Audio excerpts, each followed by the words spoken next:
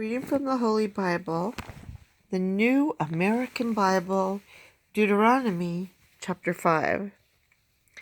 The covenant at Horeb. Moshe summoned all Israel and said to them, "Hear, O Israel, the statutes and ordinances which I proclaim in your hearing this day, that you may learn them and take care to observe them.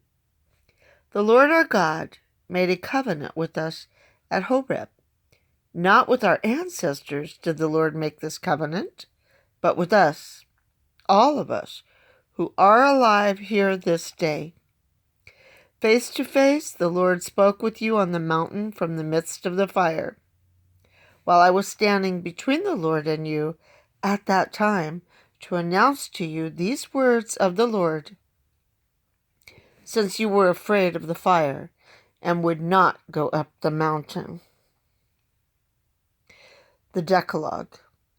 I am the Lord your God who brought you out of the land of Egypt, out of the house of slavery. You shall not have other gods beside me. You shall not make for yourself an idol or a likeness of anything in the heavens above, or on the earth below, or in the waters beneath the earth. You shall not bow down before them or serve them, for I, the Lord your God, am a jealous God, bringing punishment for their parents' wickedness on the children of those who hate me, down to the third and fourth generation, but showing love down to the 1,000th generation for those who love me and keep my commandments. You shall not invoke the name of the Lord your God in vain, for the Lord will not leave unpunished anyone who invokes his name in vain. Observe the Sabbath day, keep it holy, as the Lord your God commanded you. 6 days you may labor and do all your work, but the seventh day is a Sabbath of the Lord your God.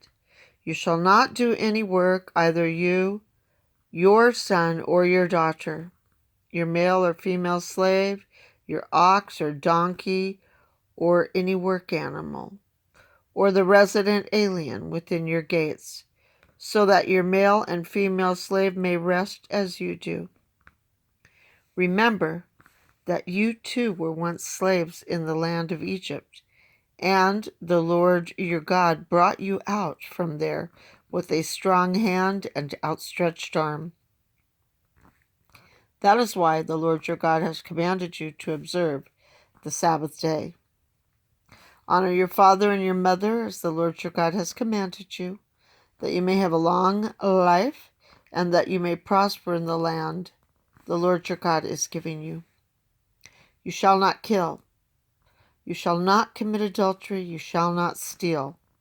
You shall not bear dishonest witness against your neighbor. You shall not covet your neighbor's wife.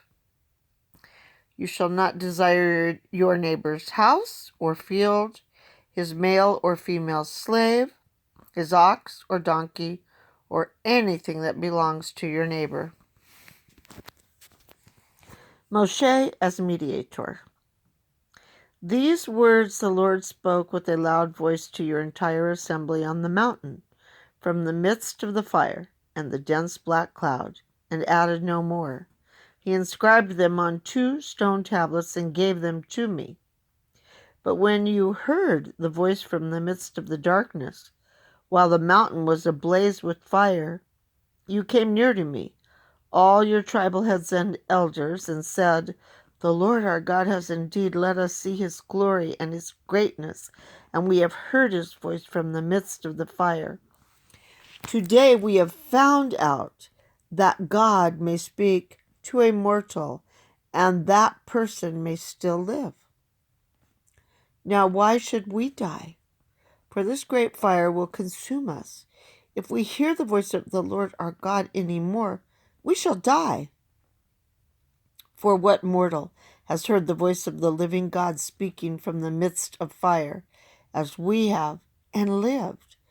You go closer and listen to all that the Lord our God will say, and then tell us what the Lord our God tells you. We will listen and obey.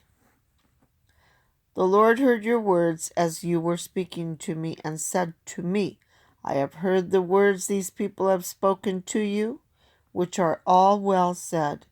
Would that they might always be of such a mind to fear me and to keep all my commandments.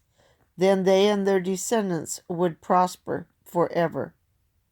Go tell them, return to your tents. Then you stand here near me, and I will give you all the commandments, the statutes and ordinances. You must teach them, that they may observe them in the land I am giving them to possess. Be careful, therefore, to do as the Lord your God has commanded you, not turning aside to the right or to the left, but following exactly the way that the Lord your God commanded you, that you may live and prosper, and may have long life in the land which you are to possess. A note pertaining to verse 3, not with our ancestors.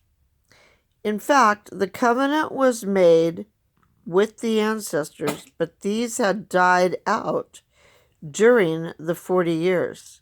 The covenant is considered to be ongoing for Israel's in Moab and beyond. 9 through 10. Israel is confronted with a choice to love or to hate the Lord, and with the consequences of each choice. Wickedness works destruction not only on those who do it, but also down the generations in a sort of ripple effect. Yet, if Israel keeps the commandments, they will experience the Lord's hesed, or love, down to the 1,000th generation. Thus, the Lord's merciful love is disproportionate to the evil results of iniquity, down to the 3rd and 4th generation, to the 1,000th generation, literally to thousands. Verse 9, jealous, see note on 4:24. Kill, see note on Exodus 20:13. That's all the notes, and concludes the reading for Deuteronomy chapter 5, the word of the Lord. Thanks be to God.